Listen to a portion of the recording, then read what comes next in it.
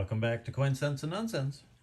Today, we got a little bit of physical silver. The LCS came through and was able to pick up a bunch of silver dimes, 3/4, I think 17 90% halves, a couple of Morgans, and a couple of other little goodies here. So, decent prices on everything, all things considered. And I'm sure, or I think, silver is probably on the cusp of some movement. Let's hope it's let's hope it's up. So let's check out a few of these. All right. So we saw a little bit of movement in the upward direction recently for silver, and I'm hoping it's a trend that's going to continue. When things like this come along, I tend to bite. The price was right. It's a little dinged up, but I don't know how collectible this is, especially in this condition, but I thought it was neat. They produced these in the early 70s, I think just 73 and 74. And I thought the imagery was kind of cool, and it's all in different languages. Basically, it's like just a 1 ounce round, 3 nines, fine silver, and yeah, it's a little bit tarnished up and beat up, but cool nonetheless. So, oh, and it did, definitely wanted to make sure it passed the slide test, and it's a-okay, and it weighs 31 grams. So, and similarly, got a good deal on this. It's not in the pristine condition or anything, but for 25 bucks, couldn't pass it up. So I think, yeah, for $1 over spot, I'll take it. And a couple of Morgans. These are not in the, actually this side I thought was kind of in decent shape. And so I thought, oh, this isn't too bad. It's 1898, and it's an O, I believe. But this side, oh, it's not, it's a plain date. This side, though, it's been polished or rubbed or something, so it kind of damaged the decency of this side. So can read everything in the crown and all, and it's got some interesting color, but wiped. So, and then this one is the O, I guess, 1900 O, and this one's definitely been through the mill.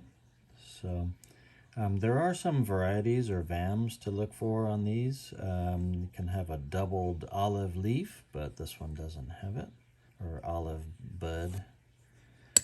So price was right on those as well. I think I got them for 25 each. And then got a bunch of half dollars. The only one that's a Franklin is this kind of bad looking 61D. But the rest of these are all 64s. And just a couple are the plain date. And the rest are Ds. And anytime I get these, I check for doubling, and there's a ton of different varieties of these. So unfortunately, nothing really of interest in these. So did get a few quarters, or just 3/4 actually. This one's beat up, 1944, and I think it's a D. And I don't need that in my book. This one, though, 1957, and it's a plain date. I do need it for my little album that I'm putting together, so definitely put that in. And then this can just go in the Guardhouse box, 64D.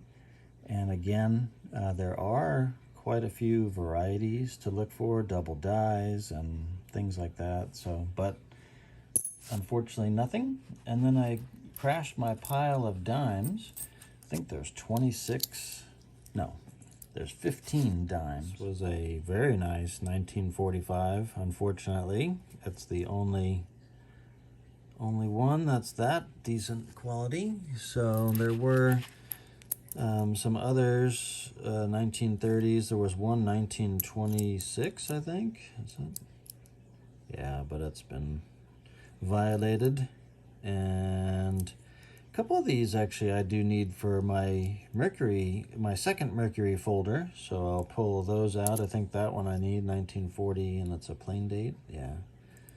So nothing special. The rest can go in the Guardhouse box as well. Well, maybe we'll bust out the Guardhouse box.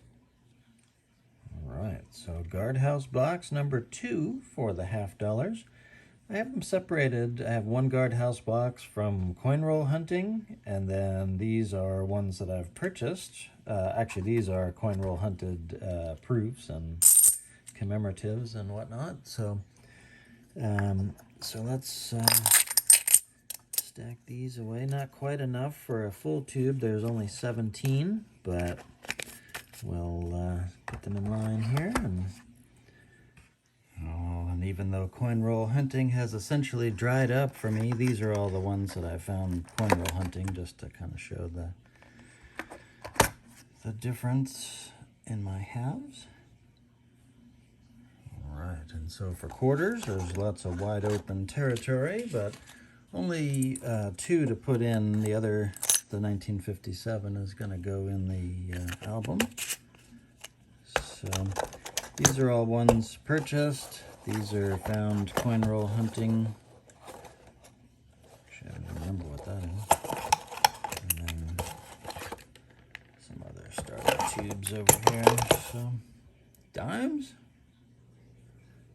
All right, and here's the dime Guardhouse box. And these are the ones from coin roll hunting. Everything else is purchased. And have them kind of separated differently.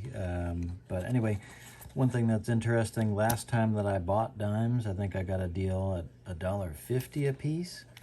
So the current ones that I just picked up were $1.73 a piece. So times have changed, but still not too bad. So put these away. I saved out a couple for my folder or album. So I've had the quarter book since I was a kid, but it was hard to collect quarters when you're a kid. You needed them for ice cream and stuff, so I raided this thing constantly if I did even put any in there. I was mostly like a penny and nickel collector for that reason, but not that 1957 was scarce, but I haven't had it in my book for whatever reason, so now we do. I don't care about the fingerprints. So that's that. Then I got a couple of dimes. All right, and here's my second book of Mercury dimes. These are ones I picked up at the LCS actually a couple weeks ago, and they all kind of have a little bit of a yellow film or some kind of junk on them. So I've been threatening to do a coin cleaning, and we'll see how that all works out. But in the meantime, both of these are suspiciously, I think, were supposed to be part of the pickup last time, because the set had basically no duplicates, and the store just kind of happened to have these, and they're the ones missing from my from the book. So I'm not really putting them in forcefully, because I'm going to pull all these out and clean them up anyway. So do the coin sin and clean the coins. So anyway, hopefully you've enjoyed checking this out. I was happy to pick up coins, or coin silver actually, for about what 17 times face, something like that. So thanks so much for watching Coin Sense and Nonsense, and until next time, bye.